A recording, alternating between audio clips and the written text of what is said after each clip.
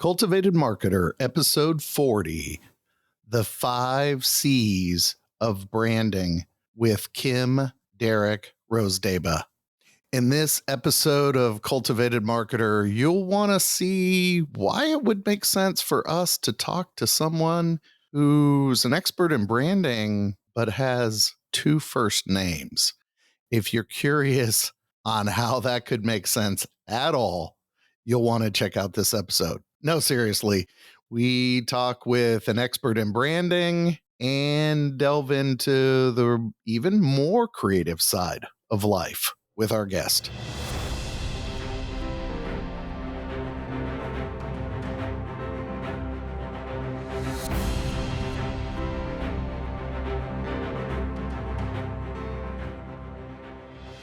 All right, Matt. So we're without Julie, and I know she would have loved to have been a part of this conversation with Derrick Rozdeba, also known on the fiction side of things, folks, as Kim Rozdeba. You're going to just fair warning, you're going to hear us alternate between Kim and Derrick, and there's not split personality there. He's got a pseudonym, but we had a great time talking with Derrick, and I think I just really resonated with this notion of a lot of the things he shared, and going back to our focus. You and I kept drawing this thing back into this focus of professional development, even though ostensibly we got into this conversation talking about corporate branding. I kept overlaying it, and he has a great story about Oprah Winfrey, right? I kept overlaying it with this whole notion of personal branding and how his 5 C's could apply to personal branding, and particularly the last one, which he talked about being so important, but so maybe a little bit harder to execute as this, or people to wrap their arms around, as this notion of consistency. Yeah, I agree. And you know, what I really like about it, I've known Derrick, you'll hear about this in the episode, a long time. We worked together on the IABC board, and I just think the world of him. He's such a super smart guy. And just a quick plug, I know we have a lot of listeners in the Kansas City area. It's been announced that Derrick is going to be the keynote speaker at Business Communicators Summit coming up end of February. We'll talk more about that as it gets closer. But so if you're in the KC area, this will be a great episode to listen to, because, you know, Derrick will have a lot more to offer when he comes in for BCS. But what I like about him is, I mean, he's definitely a brand expert, corporate guy, worked for, I think, Bayer for something like 25 years, leading marketing teams, and about as experienced as you can get of any of our guests in that area. But he explains branding in a very understandable way, right? So it's like, I could bring him in to teach my class of college students, and they would get a lot out of it, because, and as he says, we try to make branding too complex all the time. But in reality, it does resonate with people on so many levels, the personal you mentioned, and of course with our organizations, and just the way he cues it up, the way he talks about it. The 5 C's are a great, I think, convention as marketers kind of keep coming back to that. These are all things that I think make him an exceptional expert in this space. And I'm so glad we were able to have him come on the air. And he's, like a lot of our older, I know, Brent, this resonated with you, kind of a bit of reinvention now, a little bit later in his career, right? He's going to be doing some fiction writing. Yeah, doing some fiction writing, and is going to come out with a book here in a couple months that we'll end up featuring. I'll make sure I don't lose sight of that. In fact, our company newsletter is actually, we did a holiday gift guide. If I would have included that if the book had been ready, I would have made sure it was included in the holiday gift guide, because we've done some work for authors and getting it, whether it be an audio book or help them build websites for their books. So yeah, that part did personally resonated with me for sure. I think the other part that resonated with me, and you talked about the complexity of branding, going back to your thoughts around the complexity of branding. How many different definitions did he say? Oh, God. He had his own definition of branding, but it was like 37 different definitions of brand. I've seen there's dozens, right? There's dozens of definitions. And so it's no wonder that particularly young pros and students can get confused, because it's one of those where we've just ratcheted up the complexity to such a degree that, gosh, if you're new in the field or something, I can see why anybody would be confused. But he does a great job of really bringing it back and keeping it at an understandable level. Yeah, the 5 C's I thought was a great convention, and the way he outlined it. And so, folks, whether you get it here as part of the podcast, we'll have a preview here in the podcast. And again, as Matt mentioned, if you're in the Kansas City area, it's February 26th. 26th. I think, yeah, February 26th. Look at that, February 26th in 2026, Yeah. KCIABC. And even if you're outside the region and you're near Kansas City, come on in. It's a great time. And Derrick will be one of the keynote speakers. I think there are a couple of keynote speakers, and we might have another guest that might be a keynote speaker, but I'm not going to say anything because I don't want to step in it. And I'm really good at stepping in things. So, but I hope you enjoy our conversation with Derrick Rozdeba, or if you're appealing to the fiction side of things, search Kim Rozdeba, and you'll find his book. It's Balance of Evil is the book that's going to be coming out in March. So with that, check out and listen to our conversation here with Derrick Rozdeba.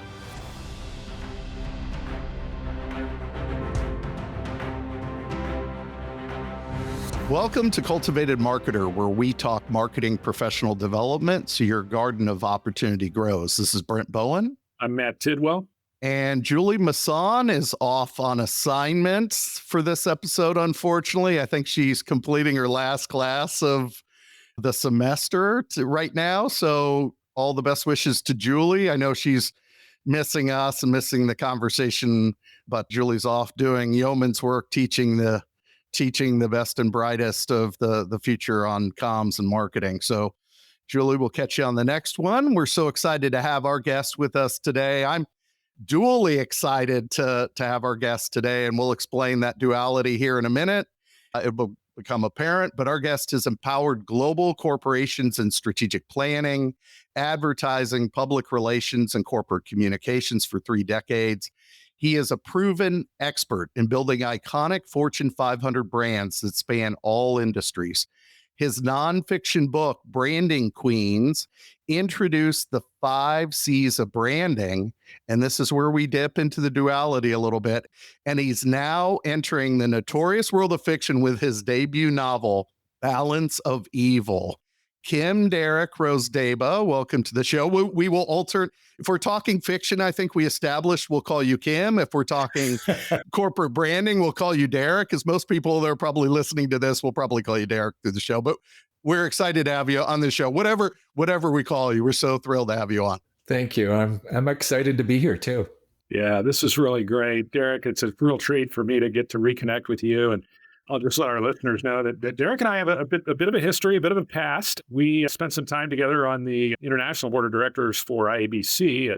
It's sort of a difficult time, as I recall it now. We only had just a global pandemic and just a couple of other things that impacted organizations like IABC. So he and I have been in some battles together. And Derrick, it's great to see you again. And thanks so much for being on the show. It's just been so great to kind of keep up from afar with all of your comings and goings. And we had a similar background, both working in corporate pharmaceuticals. I know that was our pharma companies, I should say, for a long time. And so it's just great to catch up with you. And maybe that's a good place to start. You know, you really had some interesting experiences in your lifetime. And I knew about some of them, but not all. So this will be enlightening for me too. But I know that, gosh, you were a young person, you traveled Europe on $10 a day. You had a stint carrying an Olympic torch. You've obviously done your corporate career. You've mentored young professionals.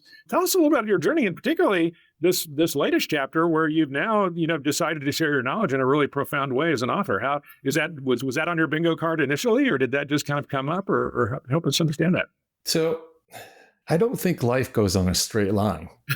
You're right. Everything, you just fall into certain things. So I stepped away from my day job recently, and I started writing, actually just during COVID. I started my writing career, which I never had planned. If you'd met me actually when I was a student, English was probably my worst subject. I remember one teacher actually taking me aside and saying, is this your second language? No, it was my first language. So it's taken me all of this to find my new self, but I'm taking it with me, all my experiences of advertising and branding and communications and marketing, and I'm sharing it because I've got over 30 years in my head. That's all in there. I got to get it out. So, writing is a way of doing that.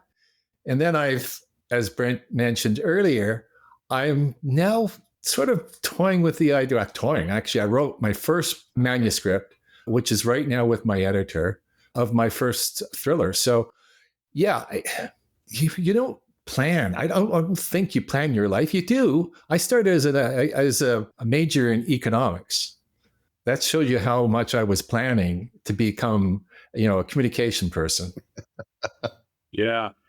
Yeah, I think that's great too, because I was just in a conversation with a colleague the other day about we were talking about a young student who's a kind of a bright shining star, and advice to give young people who want to be in marketing communications. And part of it is just, don't feel like you're going to be on a straight linear path. Do step out of your comfort zone. Do look for different things. And I think that obviously that's a lesson for all of us at any age, as you're a great example of. But yeah, I'm so glad you brought that up, because I think people, particularly young pros that I deal with, they've got this ideal of what the trajectory should be and how it's all going to end up at the end. And oftentimes different things intervene. So that's great. I love it. Yeah. So just on that, I worked for Ogilvy for many years. I think 7th largest advertising agency in the world.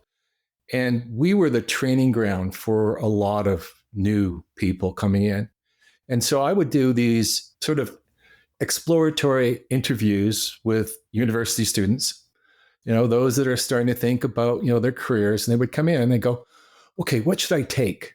What's the best courses I should take? And I'm going, I don't know. Take whatever you really want to take and everything you're passionate about, because to do communications, it's not about a discipline. It's about life. And it's really understanding other people. So I had always all these kids come in and go, oh, here's my course plan. How does this look? And I go, I don't know. Just live life. Great advice. Yeah, that's great advice. And it's interesting, as you were talking about unpacking 30 years and then also experiencing life, a lot of that coalesced into your book, Branding Queens, and then also the 5 C's of branding. Help us understand a little bit about the 5 C's. And also this probably applies to your new life too, because we were just, before we got on air, you were talking about how now you're a bit of an entrepreneur. So how do the 5 C's work? And then how can entrepreneurs like your writing self, Kim, apply those? Yeah, no. So thanks for asking, Brent. But the 5 C's were really just sort of buckets for me to understand a brand, because a brand is complex. There's a website that has 37 different definitions of what a brand is. So if you've got 37 different definitions, what really is it? So it's really complex. I'm going to start with just giving you my definition of what a brand is, because I think it's important to understand where I'm coming from, and then I'll get into the 5 C's. And mine is really simple. A brand is not what you do or say, but it's how you make your customers feel. Because at the end of the day, that's what you're leaving with. There's a product, there's a service, they use it, they do whatever they have to with it, but it's that feeling that's left behind.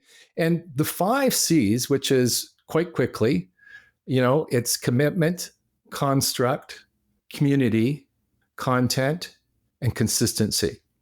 And so I'll start with the first one, which is the commitment. This is your why, this is your purpose, this is your vision of what your brand stands for. Now, when you start building a brand, this is probably the hardest one, because you really don't know what your purpose is. You know what you're trying to do. A good example is Estee Lauder. She's in the book Branding Queens. And she started off by saying that she had jars of hope. So it wasn't cold cream or, some sort of cream that's in a jar. It was a jar of hope. And so that was her purpose. Now, most don't start that way. They start with the cream. And you're trying to make the best cream ever, because you have to. Today, in this world, that's baseline is the quality of the product. So that's your commitment. The next one, construct. This is the one probably we all sort of start with, which is, what does the brand look like? What does it feel like? What's its personality? What's its identity? So that's the logo, the color, but do you go beyond that? Probably most, when you first start, you're not thinking of a personality, but it's important that you do. So that's the second one. The third one is your community. And a lot of people said, well, oh, I thought it was going to be your customer. That's your C there for a customer. And I go, yeah, but it's bigger than just a customer because you've got your employees. Your employees are just as important as your customers, particularly at the beginning, actually at all times, because they represent your brand. They can be your influencers. They can be your, ambassadors out there. So that's the community aspect. And then the next one is content. And this is sort of, again, the marketing world. This is all your communications. But beyond just marketing, there are other really powerful things you can do.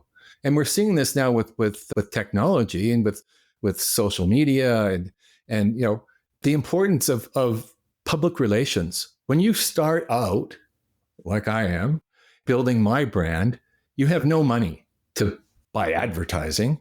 So you rely on public relations. That word of mouth. Things like this. That word of mouth. Word of mouth. Yeah. So that's what I was thinking about. Word of social is today, but hugely important. Mm-hmm. Now that I know you're dipping into that entrepreneurial world, my wife and I 2 days ago were in a Barnes and Noble, and we're in the thriller section, and she's a big thriller reader, and a young man, probably about my son's age, 24, 25, said, I'm interested in getting in thrillers. And she handed him one book and said, this is where you start. Prepared to be disappointed from here on out after reading this book, though. Because she goes, this is by far and away in 15 years of reading thrillers, this is the best one I've read. So which leads into my last C, which is consistency. Because if you can't repeat it over and over, then it won't be a brand. Mm-hmm. And that's the hardest one.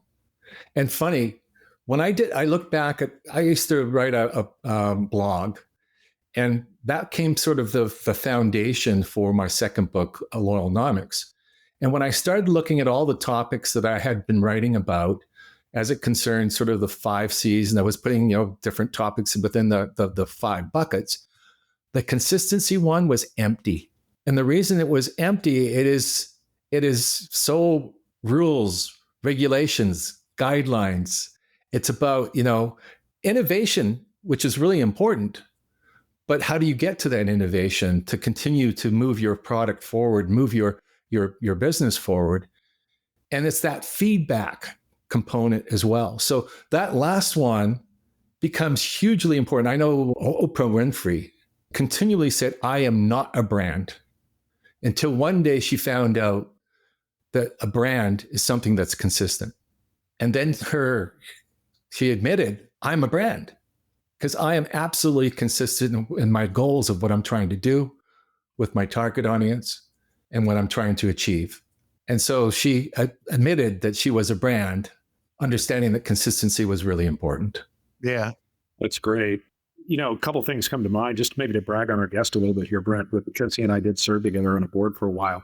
You know how there's always that one person on the board who's sort of the conscience, really sort of the angel on the shoulder, kind of remind you. Derrick really played that role for us, and it was in a tough time, right? Because it's pandemic, and here we are, this global organization.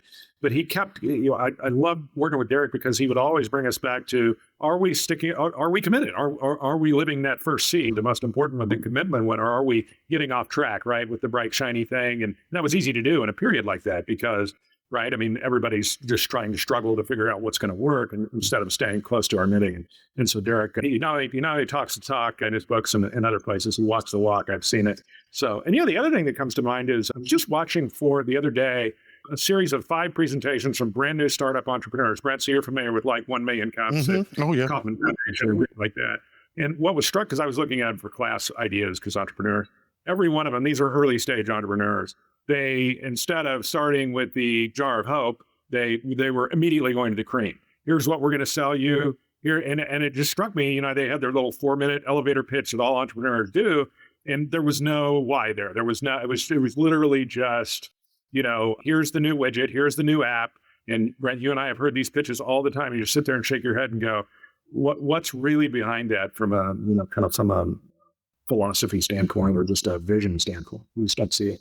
So glad you brought that up. Hey, Derrick, I want to ask you another thing though, because you worked among brands. as I say, not only on the nonprofit side and from a volunteer perspective, but also in large corporations and agencies. Can you share a success story maybe from your own past of, you felt really good about kind of transforming a company's brand identity or really leading them to a new place brand-wise that really made sense for them? Any war stories come to mind there? So I was interested in this question because my first reaction is why? Why do you want to change? You have to have a very, very good reason to change anything because your brand is owned by your customer. So you tinkering with it can have consequences to the brand. I'll use Jaguar for an example. Recently, they got this new agency and they changed everything, the logo, the color palette, the design. They had these strange people, and we know the outcome of that. That was I mean, from a PR perspective, I would not have wanted to have been their communication person. So recently, I've worked on several, but the consumer saw nothing. Things had changed. The color palette had shifted. Maybe the logo. In some cases, what happens, in a lot of cases, what's happening today is they're adjusting to the new formats of how it's being communicated. I mean, we're going to see more. I think we will see more actual video of logos than we will see static logos, because we're going into a world which is visual, and video is king. TikTok, you now have the ability, like any film production company. Film production companies were the first to actually, show you a logo that is building, and and it's got lots of music, and they're still iconic.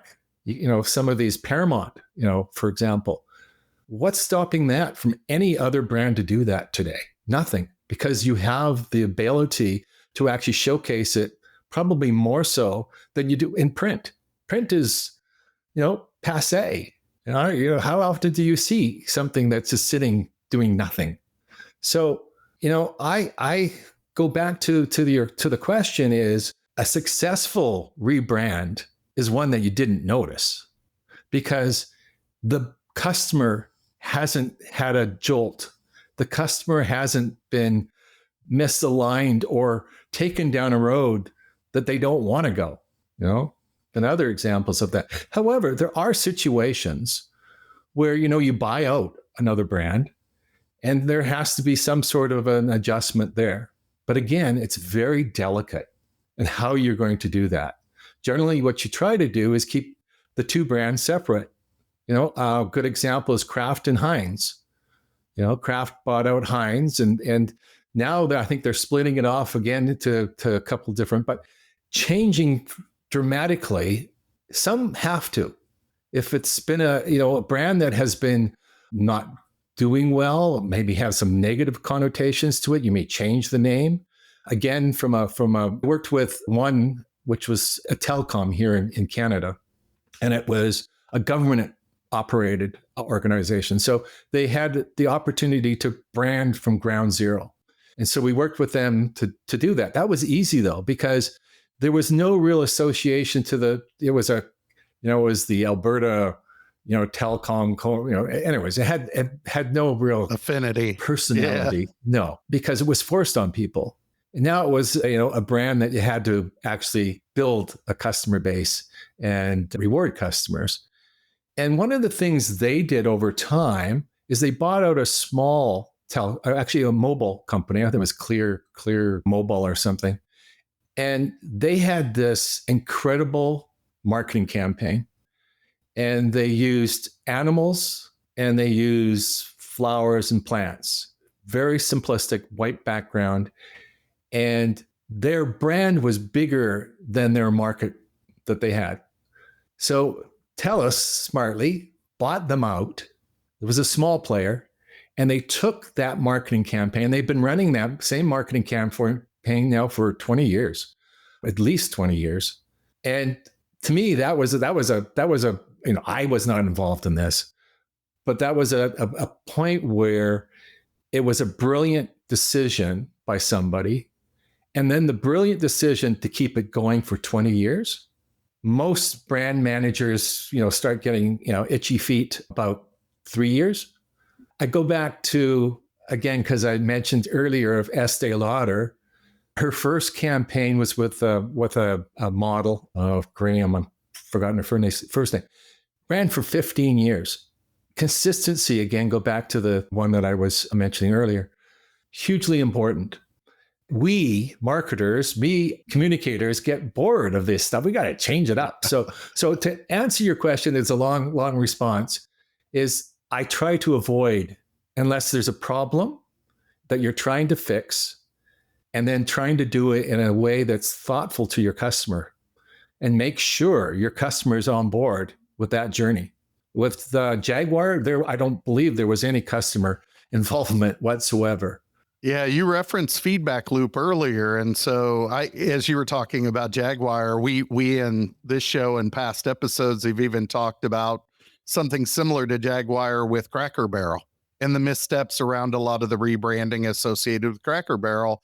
And a lot of that, I don't even believe was associated with feedback loop. It was, they were trying to anticipate what the future consumer would look like, right? So it's that again, it just helps illustrate, I think, what you just spoke about for the last few minutes is unless it's really broken, maybe not just throw yourself into that and create a mess.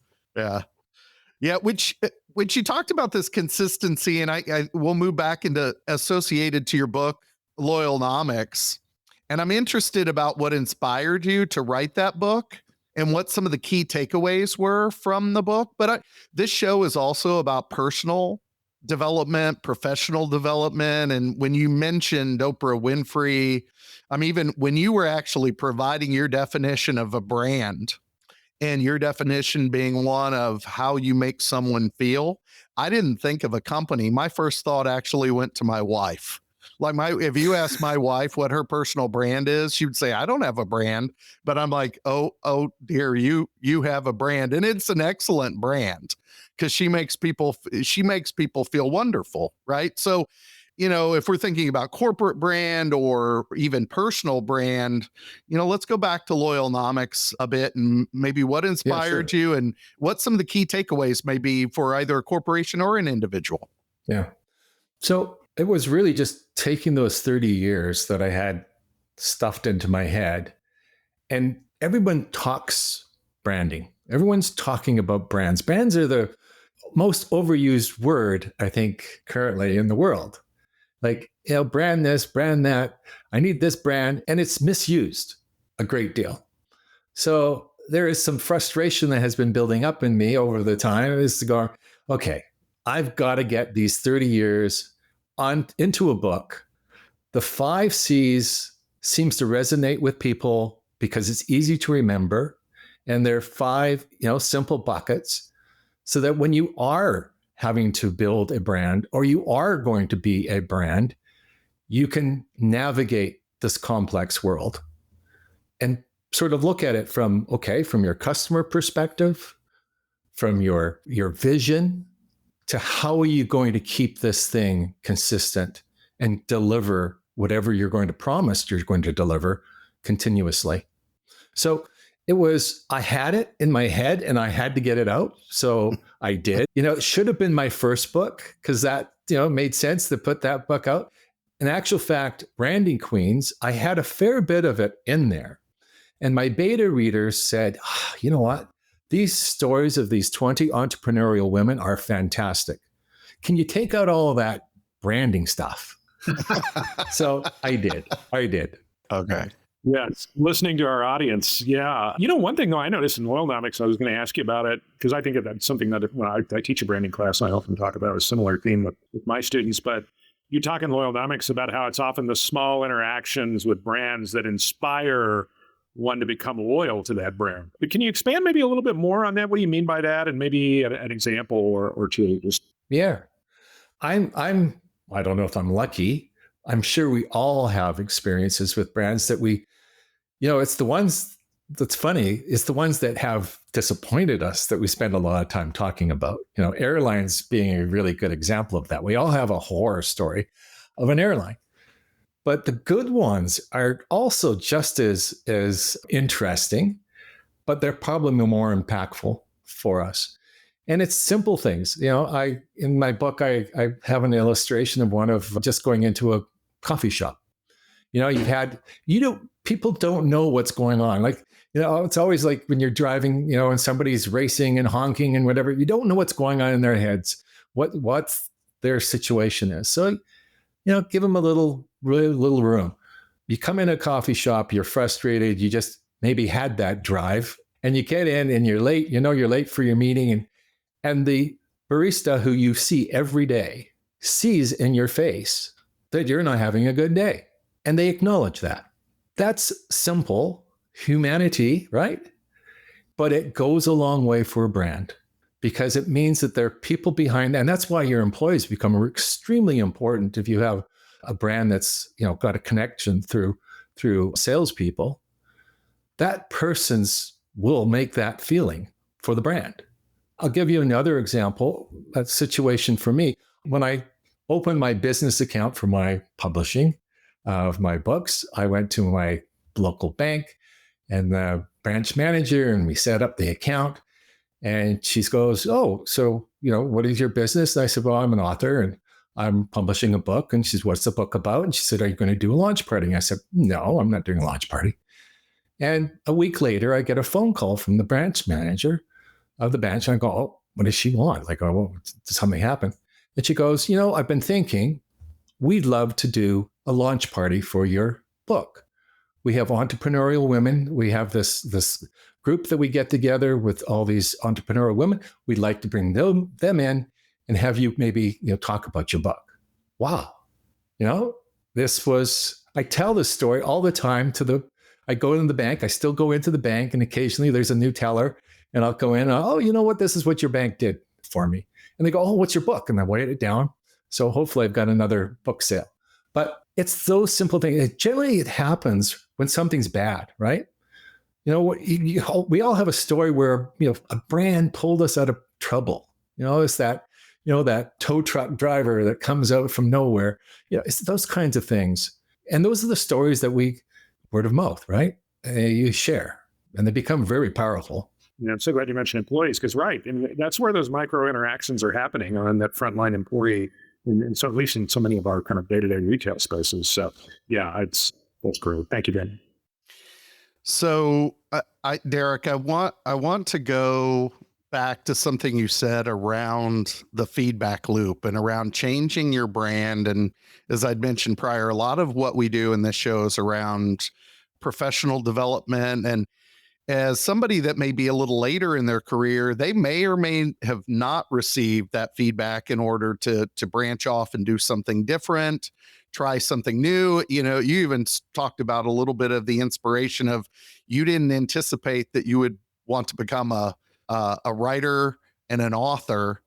What advice, as you've been thinking about your career journey and some of the things that have inspired you, what piece of advice could you offer to those listening that might be a little later or further along in their career about reinventing yourself or listening to yourself, listening to that little thing on your shoulder, that devil or angel? Matt attributed you to being angelic, but maybe even the devil a little bit around what's talking to you and thinking about reinventing yourself.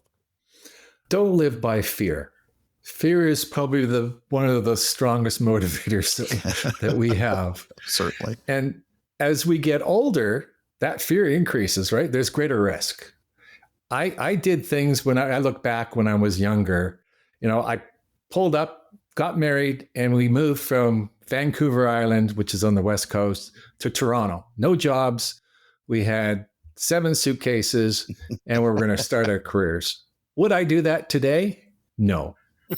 I wouldn't have. I'd be seven trucks. I just recently moved. It's horrible. Right? But live without fear. You can do small things. You can test things. You don't have to go both feet in, feet first, and hope it's all going to happen. you can test, you can do things. So I started my writing. I started a blog. I did my blog. I watched, saw people read it. I saw feedback. I got feedback. So then I was able to do more. And Branding Queens, when I first started it, I thought it was going to be a blog. And then it got a little bigger than a blog. And I go, okay, it could be, part one, part two. People don't read part one, part two in blogs. So I was sort of humming hot. Finally, there was a day that I thought, okay, how many words are in a book? I didn't know. So then I went on Google and found, the average is for a nonfiction could be everywhere from 60,000 to 80, 90,000. And I was at 40,000. I was halfway. So I didn't know where I was going. And, ignorance sometimes is bliss. But I don't know, just do it. Yeah. Or as an old colleague of mine like to say, the opposite of ignorance is bliss, is clarity doesn't always bring comfort. So just go in and do it. Yeah. Yeah. I love it. No, I love what we were saying about watch out for fear. I mean, it's that plaque on the wall, right? What would you do if you weren't afraid? That kind of reminder for us. Let's switch gears though a little bit though and talk more about younger to, again, professional development, staying on the theme of the show. Younger professionals, I know you worked around them, Derrick, hired them, et cetera. And in your own career, just like, you sort of never met a professional development opportunity you didn't like, right? I mean, we just are really committed to that. But this is a tough time for professional development. I think you and I experienced that in IABC. Memberships are dropping. People aren't committing at those younger ages like we just would have thought, well, it was a no-brainer. Of course you belong to IABC or PRSA in the States or whatever it is. Whereas now, as you and I both know, that is not the case. These organizations are losing, that demographic at a pretty large clip, or at least definitely. And of course, the pandemic didn't help.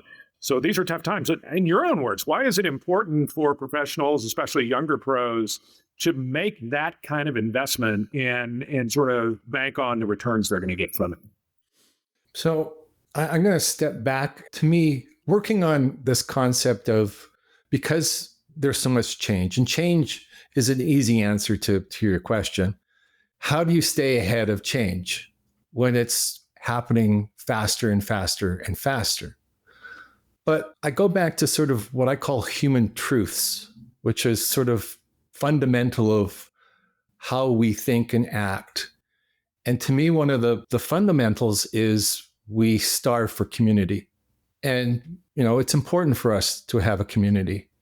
And that, I think, is far more important than just staying ahead of, if you can stay ahead of, because, if change is happening so fast, at least if you're in a community, at least you're grounded. You've got a support system that is there to help you when you need help, as opposed to, go out there and ask AI, what's the solution for this?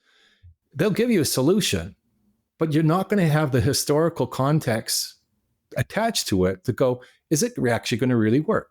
Yeah. I mean, AI is really good. I like using AI all the time. Tell me the answer. But I've had 30 years of experience of, sure, it looks like it works, but it really actually doesn't work. So a community, I think, is really important.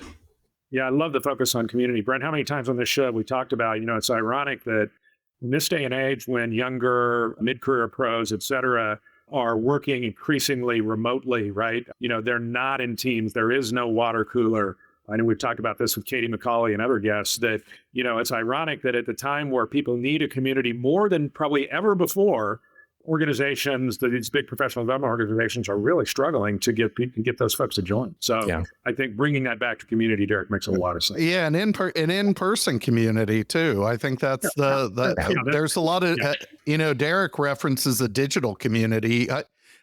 We've talked to guests who look at AI as a personal assistant or a coworker in some regards, but again, it's lacking content. The best description I've heard of AI, and I even had a conversation with a former colleague the other day that was having it help rewrite her resume, and it added a company and a job she didn't ever have into the resume. And I said, maybe telling you something that you need to apply for that company for that role, because the algorithm's clearly saying that you need to apply there. But I mean, it's AI right now is still very much what I've heard it described as a 5-year-old with a PhD. It's lacking a lot of context. Yeah. That's how my wife describes me, Brent. So at the end of the day, we're communicating with people. Who knows how to communicate with people best is people. Yeah. I think, Matt, we're going to see sort of a shift of, we've gone to this very digital world of being able to not have to have face-to-face.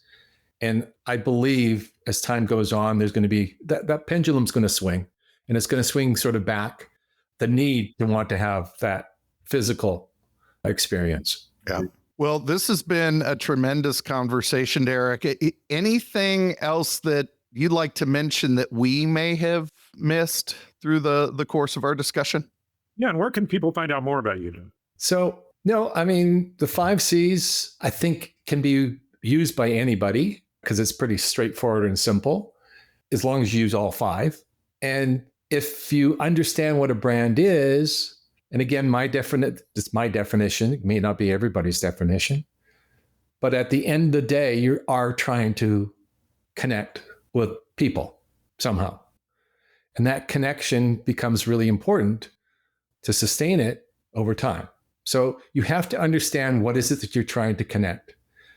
And if you're going to change it, because we had the long conversation about changing or, transitioning, understand what you're changing, so that you don't change that connection, because that takes a long time to build that connection. Yeah, to get it back. So again, it's a journey. Building a brand is a journey. It happens every day. It's not something you start at the beginning. There's the logo, done. Check that one off. Let's move on. Building a brand is every day, every time you interact with a customer, every interaction with a customer, not just the physical. Every time you touch a customer is a way to build your brand. So whether it's you, understand that everything that you do when you're talking to that target group, directly or indirectly, is either building your brand or detracting from your brand. I can be reached.